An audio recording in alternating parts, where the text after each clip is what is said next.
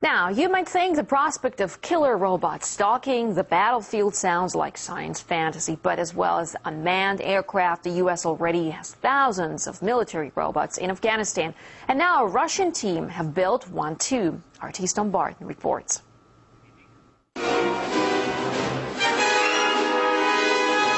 Could the armies of the future look like this? Well, not just yet. But militaries around the world aren't ignoring robot technology. The US has been using unmanned drones for a number of years.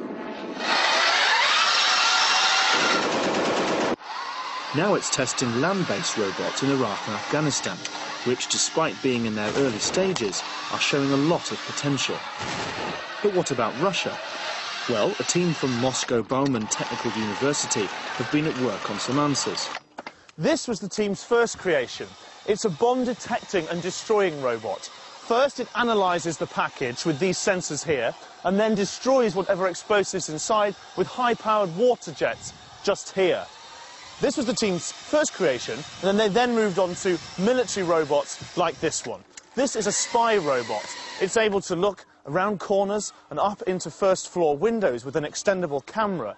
And then, if it needs to call in fire support to tackle the bad guys, it calls on this next robot.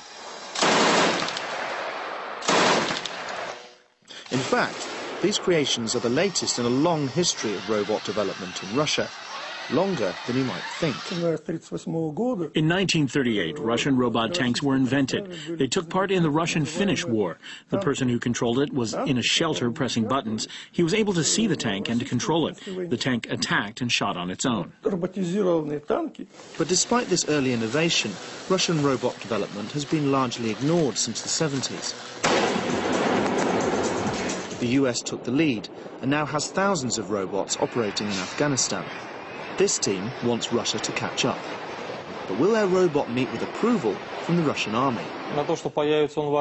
I can't give you a definite answer if this robot will be used in our army, but we hope so. It may not be this exact model, but something improved, modified and modernized. Robots don't rule the battlefield yet, but thanks to Ilya and his kind, this might be a shot in the right direction. Tom Barton, RT.